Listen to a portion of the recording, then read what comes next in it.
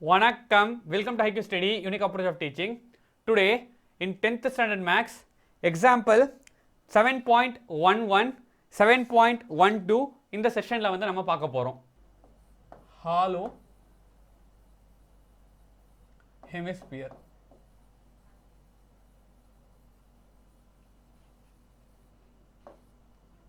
Let me draw a diagram. இப்போ diagram வந்து நான் வரைஞ்சு காட்ட போகிறேன். இப்போ hollow hemisphere எப்படி இருக்க போகுதுன்னு சொல்லி பாருங்கள்.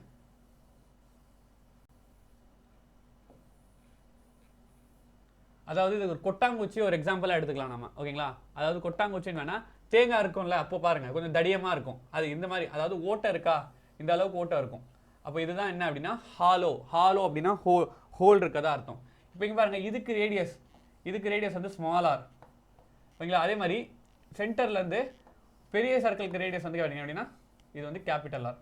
இந்த அளவுக்கு கண்டிப்பாக நம்ம ஞாபகம் வச்சிருக்கணும், ஓகேங்களா? இப்போ என்னென்ன தேவை எனக்கு, ஃபஸ்ட்டு கர்வ்ட் சர்ஃபேஸ் ஏரியா கண்டுபிடிக்க போகிறேன். அதே மாதிரி டோட்டல் சர்ஃபேஸ் ஏரியா கண்டுபிடிக்க போகிறேன். கர்வ்ட் சர்ஃபேஸ் ஏரியா எப்படி கண்டுபிடிக்கிறதுன்னு சொல்லி பாருங்கள். Curved surface area which is equal to what அப்படின்னா, வெளியே இருக்க, அதாவது நல்லா நம்ம தெளிவாக பாருங்கள், மொத்தமாக ஒரு பால் எடுத்துங்க, ஸ்பியர், ஓகேங்களா? ஒரு பால் உருண்டையாக இருக்கா அந்த ஸ்பியர். அப்போ அந்த ஸ்பியருக்கு சர்ஃபேஸ் ஏரியா என்ன அப்படின்னா 4πr² அப்படின்னு சொல்லி நான் சொல்லியிருந்தேன். அதாவது 4 times of area of circle அப்படின்னு சொல்லியிருந்தேன். இதுக்கு எக்ஸாம்பிளும் நான் உங்களுக்கு தெளிவாக சொல்லியிருந்தேன், எதுக்கு வந்து நம்ம ஏரியா ஆஃப் சர்க்கிளை வந்து மல்டிப்ளை பண்ணுறோம் அப்படின்னு சொல்லிட்டு. இதில் பாதி அப்படின்னா, இப்போ ஹெமிஸ்பியர் அப்படின்னா 2πr², இதுதான் இதோட அதாவது சர்க்கம் கர்வ்ட் சர்ஃபேஸ் ஏரியா, ஓகேங்களா? இப்போ அந்த மாதிரி பார்த்தோம் அப்படின்னா ஃபர்ஸ்ட் என்ன வரணும், இந்த பெரிய இதுக்கு கர்வ்ட் சர்ஃபேஸ் ஏரியா வந்து ஆரை வச்சு சொல்லணும், இந்த சின்ன இதுக்கு கர்வ்ட் சர்ஃபேஸ் ஏரியா ஸ்மால் ஆரை வச்சு சொல்லணும். இப்போ அந்த மாதிரி போடும் பொழுது area of external hemisphere plus area of internal hemisphere போடலாமா? போட்டால் என்ன வருதுன்னு சொல்லி பாருங்க. எக்ஸ்டர்னல் ஹெமிஸ்பியர் பார்த்தீங்க அப்படின்னா பெரிய ஆர் இருக்கு, அதனால 2πr. அதே மாதிரி 2πr², ஸ்கொயரை விட்டுறக்கூடாது. அதே மாதிரி இதுக்கு பார்த்தீங்கன்னா 2πr². இப்போ இதில் இருந்து பார்த்தோம் அப்படின்னா 2π காமனாக வெளியே எடுத்து அப்படின்னா r² + r² அப்படின்னு சொல்லி வரும். இது வந்து ஸ்கொயர் யூனிட்ஸ். அடுத்து total surface area. Total surface ஏரியான்றது எப்போவுமே வந்து நம்ம கர்வ்ட் சர்ஃபேஸ் ஏரியா ஆட் பண்ணுவோம். அது மட்டும் இல்லாமல் இதுக்கு பார்த்தீங்க அப்படின்னா கீழ் பாட் ஒன்று தான் இருக்குது. இந்த கீழ் பாட்டை நம்ம ஆட் பண்ணணும். கீழ் பாட்டோட ஏரியா எது வரைக்கும் தான் இருக்கும், அதாவது இங்கே பார்த்தீங்க அப்படின்னா இந்த அளவுக்கு தான் இருக்கும். இப்போ நான் ஷேட் பண்ணுற பாருங்க, இந்த அளவுக்கு தான். நடுவில் வந்து ஓட்டை வந்துட்டு இருக்கும். இப்போ இதுக்குள்ளே வந்து நடுவில் வந்து ஒரு ஹோல் விழுந்துட்டு இருக்கும். அதனால இந்த அளவு ஏரியா தான். அப்போது மொத்தமான ஏரியா அப்படின்னா πR² மைனஸ் இந்த ஹோல் விழுந்த அளவு ஏரியா வந்து நான் மைனஸ் பண்ணிடுறேன். அப்போ தான் வந்து எனக்கு சென்டர் ஏரியா கிடைக்கும், πR². இது கூட வந்து கர்வ்ட் சர்ஃபேஸ் ஏரியா வந்து நான் ஆட் பண்ணிப்பேன். இதுதான் அந்த டோட்டல் சர்ஃபேஸ் ஏரியா. அப்போது 2πr² + r², ஓகேங்களா, ப்ளஸ் πr². பையை நான் காமனாக எடுத்தேன் அப்படின்னா r² - r² அப்படின்னு வருது. இப்போ இதிலிருந்து பார்த்தோம் அப்படின்னா நான் பையை ஓவராலாக காமனாக பை எடுத்துட்டேன் அப்படின்னா எனக்கு 2 வந்து தனித்தனியாக மல்டிப்ளை அப்படின்னா 2r² + 2 டைம்ஸ் ஆஃப் r², அதுக்கப்புறம் ப்ளஸ் r² - r² அப்படின்னு வருது. இதில் இருந்து பாருங்க பை 2r 1r, இது ரெண்டுமே ஆட் பண்ணால் 3r², அதுக்கப்புறம் r² 2r², 1r² மைனஸ் பண்ணலாமா? அப்போது ப்ளஸ் r². அவ்வளோதான். இதுதான் வந்து total surface area of the hollow hemisphere. இதோட யூனிட் என்னன்னு சொல்லி பாருங்கள், எப்போவுமே ஸ்கொயர் யூனிட்ஸ். இப்போ இதை பேஸ் பண்ணி தான் சம்ஸ் வந்து பார்க்க போகிறோம். First sum example 7.11. The internal and external radii அப்படின்னு கொடுத்துறாங்க. 2 வரும்போது 2க்கு மேலே வரும்போது ரேடின்னு சொல்லுவோம். சிங்கிளாக சொல்லும்போது ரேடியஸ் அப்படின்னு சொல்லுவோம். Of a hollow hemispherical shell. இல்லை, நான் இப்போ டயக்ராம் வரைகிறேன், இல்லை எப்படி வேணால் வரைஞ்சிங்க, இப்படி வரைஞ்சாலும் ஒன்று தான். இப்போ வந்து ஹாலோன்றதால நடுவில் ஓட்டை இருக்கும், ஓகேங்களா? இப்போ இது பார்த்தீங்கன்னா இங்கே இது சென்டர் பாயிண்ட்லேருந்து இது வரைக்கும்ன்றது ஸ்மால் ரேடியஸ், ஸ்மால் ஆர். அதே மாதிரி சென்டர் பாயிண்ட்லேருந்து மொத்தமாக இது வந்து கேபிட்டல் ஆர், ஓகேங்களா? இந்த அளவுக்கு நமக்கு தெரியணும். என்னென்ன கொடுத்துருக்காங்கன்னு சொல்லி பாருங்கள். 3 மீட்டர் கொடுத்துட்டாங்க. அதே மாதிரி 5 மீட்டர். எது இன்டர்னல் உள்ள இருக்கிறதுக்கு ரேடியஸ் வந்து 3 மீட்டர், வெளியே இருக்கிறதுக்கு ரேடியஸ் வந்து 5 மீட்டர். என்னென்ன கண்டுபிடிக்கணும்? டோட்டல் சர்ஃபேஸ் ஏரியா கண்டுபிடிக்கணும். பாருங்க கொடுத்துருக்கதை எழுதிக்கிறேன். r is equal to 5 metre, small r is equal to 3 metre. ஓகேங்களா? ஃபர்ஸ்ட் நான் என்ன கண்டுபிடிக்கணும்? கர்வ் சர்ஃபேஸ் ஏரியா கண்டுபிடிங்க. அதே மாதிரி டோட்டல் சர்ஃபேஸ் ஏரியா கண்டுபிடிங்க.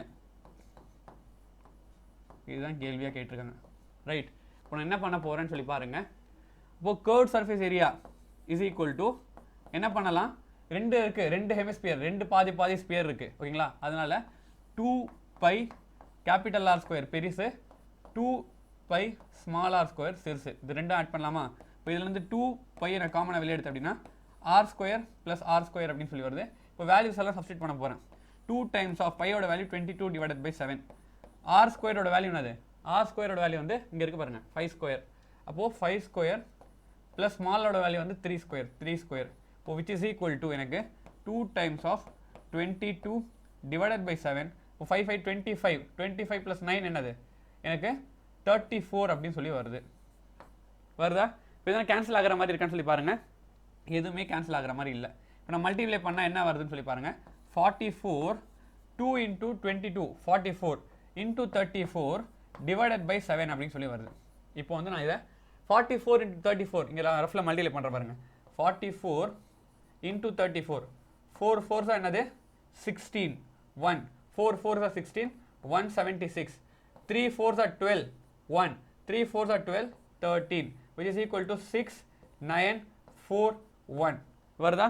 இப்போ பார்த்தோம் அப்படின்னா 1496 divided by 7 அப்படின்னு சொல்லி வந்திருக்கு. இப்போ 1496 இது 7ஆல் டிவைட் பண்ணுறேன் பாருங்க. 7ஆல் டிவைட் பண்ண என்ன வருதுங்க? 7 2s 14 அதுக்கப்புறம் 9 சொல்லி வருது. 7 1s 7 பேலன்ஸ் வருது 2ன்னு சொல்லி வருது. 6 அதுக்கப்புறம் பாருங்க 7 3s is what? 21 7 4s 28 ஆகிடும். 21 பேலன்ஸ் எனக்கு என்ன வருது? 5 அப்படி சொல்லி வருது. இப்போ நான் பாயிண்ட் வச்சேன் அப்படின்னா எனக்கு 0 வரும். அப்புறம் என்ன பண்ணலாம்? 7 7s 49 49 அகைன் எனக்கு 1ன்னு சொல்லி வருது. இப்போ அப்படியே 0 திருப்பியும் பாயிண்ட் இருக்கிறது 0 எடுத்துக்கலாம். இப்போ 1s 7 இந்த மாதிரி போயிட்டே இருக்கும். இப்போ இதுக்கு ஆன்சர் என்னன்னு சொல்லி பாருங்க. 213.71 ஸ்கொயர் யூனிட்ஸ். என்ன இதில் என்ன மீட்டர் தானே போட்டிருக்கான், மீட்டர் ஸ்கொயர் அப்படின்னு போட்டுருங்க. 1 மீட்டர் ஸ்கொயர். இல்லை இப்போ ரஃபாக எழுதுனதுலாம் வந்து ஐம் கோனா erase this. ஓகேவா? அடுத்து என்ன கண்டுபிடிக்கணும்னா டோட்டல் சர்ஃபேஸ் ஏரியா கண்டுபிடிக்கணும். அப்போ total surface area which is equal to what? curved surface area plus எனக்கு பாருங்களேன், அதாவது டோட்டல் சர்ஃபேஸ் ஏரியா வந்து இந்த பாட்டும் வரும். பட் இந்த நடுவில் பார்த்தீங்கன்னா இது ஓட்டையாக இருக்குது. அப்போது முழுசாக இதை ஃபுல்லாக நான் கண்டுபிடிச்சி என்ன பண்ணணும் பாருங்க, அதோட ஏரியா பை ஆர் ஸ்கொயர். இந்த ஏரியாவை நான் கழிச்சிடணும். ஏன்னா வந்து இந்த பார்ட் தான் எனக்கு தேவை. ஓகேங்களா? நடு பார்ட் தேவையில்லை. அப்போ மைனஸ் பை ஆர் ஸ்கொயர் போட்டோம் அப்படின்னா இதுக்கு ஃபார்முலா டேரெக்டாகவே நான் ஃபார்முலா எழுதுறேன். ஏன்னா இப்போ தான் வந்து நான் ஃபார்முலா டிரைவ் பண்ணி காமிச்சேன். ஓகேங்களா? Pi 3 r square plus r square. இப்போ இதிலேருந்து பார்த்தோம் அப்படின்னா பையோட value 22 divided by 7 into 3 times of ஆரோட வேல்யூ என்னது 5. இப்போ 25 அதுக்கப்புறம் ப்ளஸ் ஸ்மால் ஆர்னது 3 அப்போ 9 சொல்லி வருது. இப்போ which is equal to what? இதுக்கு என்ன வருதுன்னு சொல்லி பாருங்கள். 25 டிவைடட் பை 7 இன்டூ என்ன வரீங்க 75 plus 9 which is equal to what? 22 divided by 7 into 84. இது நான் 7 டேபிளில் கேன்சல் பண்ணுறேன். 7 1s 7 அதுக்கப்புறம் நான் வரும் எனக்கு பேலன்ஸ் 1ன்னு சொல்லி வரும் 7 2s. அப்போது 22 இன்டூ 12 அப்படின்னு சொல்லி வந்திருக்கு. ஓகேங்களா? அப்போ 22 நான் இங்கே மல்டிப்ளை பண்ணுறேன். 22 இன்டூ 12 என்ன வரும் எனக்கு 44. அப்புறம் 22 அப்படியே வரும். Is equal to 462 264. இது என்ன யூனிட்ஸ்? இது ஏரியான்றதால ஸ்கொயர் யூனிட்ஸ். இங்கே என்ன யூனிட் கொடுத்தாலும் மீட்டர் கொடுத்ததால மீட்டர் ஸ்கொயர். ஓகேங்களா? அடுத்து நெக்ஸ்ட் பாருங்க எக்ஸாம்பிள் 7.12. ஸ்பியர், ஒரு ஸ்பியர் கொடுத்துருக்காங்க, ஒரு சிலிண்டர் கொடுத்துருக்காங்க, அப்புறம் வந்து ஒரு கோன் கொடுத்துருக்காங்க. ஓகேங்களா? அதுக்கப்புறம் என்ன சொல்றாங்கன்னு சொல்லி பாருங்க. Where as cone and a cylinder are of same height. கோனும் சிலிண்டரும் சேம் ஹைட்னு சொல்லிட்டாங்க. ஓகேங்களா? Find the ratio of their curved surface area. ஓகேங்களா? curved surface ஏரியாவோட ரேஷியோஸ் கண்டுபிடிங்க அப்படி சொல்லி கேட்டிருக்காங்க. Very very easy. அப்போ நமக்கு கண்டுபிடிக்க வேண்டிய ரேஷியோ என்னன்னு சொல்லி பாருங்க. எது கொடுத்துருக்காங்க? ஃபர்ஸ்ட் ஸ்பியர் கொடுத்துருக்காங்க. அப்போ curved surface area of sphere. அடுத்து ratio of curved surface area. அடுத்து என்ன இருக்கு? சிலிண்டர் இருக்கு. Of cylinder. அடுத்து curved surface area of என்ன இருக்குங்க? கோன் இருக்கு. curved surface area of cone. ஓகேங்களா? curved surface area of sphere. sphere அப்படின்னா உருண்டையா இருக்கா? நான் என்ன சொன்னேன்? 4 times of area of circle அப்படின்னு சொன்னேன். அப்போ போடுங்க 4 times of pi r square. இதுதான் வந்து இதோட ஏரியா, இந்த curved surface area. அதுக்கப்புறம் பாருங்க curved surface area of cylinder. Cylinder பார்த்தோம் அப்படின்னா 2 times of pi r. இங்க பாருங்க, அதாவது சர்க்கிள் மாதிரி இருக்கா? சர்க்கிளோட சுற்றளவு. சுற்றளவு அப்படின்னா ஒரு சர்க்கிள் அப்படின்னா நம்ம சுற்றி வரும் அளவு சுற்றளவு அப்படின்னு சொல்லி சொல்லுமா? பெரிமீட்டர் அப்படின்னு சொல்லி சொல்லுவோம். அப்போ இந்த பெரிமீட்டர் எந்த அளவுக்கு இருக்கு? எந்த அளவுக்கு இருக்கு? ஹெச்ன்ற ஹைட் அளவுக்கு இருக்கு. அதனால 2 pi r h. இதுதான் வந்து curved surface area of cylinder. இதுலயும் பார்த்தீங்கன்னா மேல் பார்ட் கீழ் பார்ட் நம்ம கன்சிடர் பண்ண மாட்டோம். கன்சிடர் பண்ணாம தான் நான் சொல்றேன். அடுத்து curved surface area of the cone. இதுவும் வந்து நான் டெரைவ் பண்ணி காமிச்சேன். pi r l. ஓகேங்களா? இப்போ இங்க பாருங்க, இதுல இருந்து பாத்தீங்க அப்படின்னா என்ன சொல்லியிருக்காங்க? எல்லா ரேடியஸும் வந்து சேம். இங்க பாருங்க, எல்லா ரேடியஸும் சேம் அப்படின்னு சொல்லியிருக்காங்க. பட் இங்க எனக்கு எல்ன்னு இருக்கு. இப்போ இந்த எல்ன்ற டேர்மை வந்து நான் என்ன பண்ண போறேன்னு சொல்லி பாருங்க. இப்போ நமக்கு தெரியும் ஸ்லாண்ட் ஹைட். இங்க பாருங்க, slant height L is equal to, அதாவது L is equal to root of r square plus h square by Pythagoras theorem மூலமா இது வந்திருக்கு. அப்போ என்னது? r square plus h. ஹெச்சுமே பாத்தீங்க அப்படின்னா ஹெச்சுமே ரேடியஸுமே சேமா இருக்கு. அப்போ இங்கேயுமே என்ன பண்றோம் அப்படின்னா r ன்னு சொல்லி போட்டுக்கிறேன். which is nothing but what? 2 times of r square அப்படின்னு சொல்லி வந்துருச்சு. அப்போ பார்த்தோம் அப்படின்னா root 2 times of r. இதுதான் என்னது? Slant height. அப்போ ஸ்லாண்ட் ஹைட் இருக்க இடத்துல அதை நான் சப்ஸ்டியூட் பண்ண போறேன். சப்ஸ்டியூட் பண்ண எனக்கு என்ன வருதுன்னு சொல்லி பாருங்க. 4 pi r square, அதுக்கப்புறம் 2 times of pi r. h இருக்க இடத்துல r ன்னு சொல்லி போடுறேன். ஏன்னா கொஸ்டின்ல பாருங்க, இங்கே பாருங்க, நீ டயக்ராம் பார்த்தீங்கன்னா தெரியும் ரேடியஸும் ஹைட்டும் சேம். அதனால இந்த மாதிரி போட்டிருக்கேன். அதே மாதிரி pi r root 2 times of r. இப்போ இதுல இருந்து பார்த்தோம் அப்படின்னா எல்லாத்துலயும் பை காமனா இருக்கு. அதனால வந்து கேன்சல் பண்ண, காமனா இருக்கிறத கேன்சல் பண்ணுங்க. பை கேன்சல் பண்றேன், பை கேன்சல் பண்றேன், பை கேன்சல் பண்றேன். அதே மாதிரி பாருங்க r square r square r square balance என்ன தான் இருக்கு? 4:2. அதுக்கப்புறம் 2 times of என்ன இருக்கு? 2. இங்க 2 ஒண்டி தான் இருக்கு. 2:2. இங்கே பாத்தீங்க அப்படின்னா root 2 அப்படின்னு சொல்லியிருக்கு. அப்போ 4:2:2. அதே மாதிரி 2 divided by root 2 அப்படின்னு சொல்லி போடுறேன். அதே மாதிரி நான் root 2 divided by root 2 அப்படி சொல்லி போடுறேன். இப்போ இதுல இருந்து பாத்தீங்க அப்படின்னா எனக்கு 4ன்றது என்னது? எனக்கு அதாவது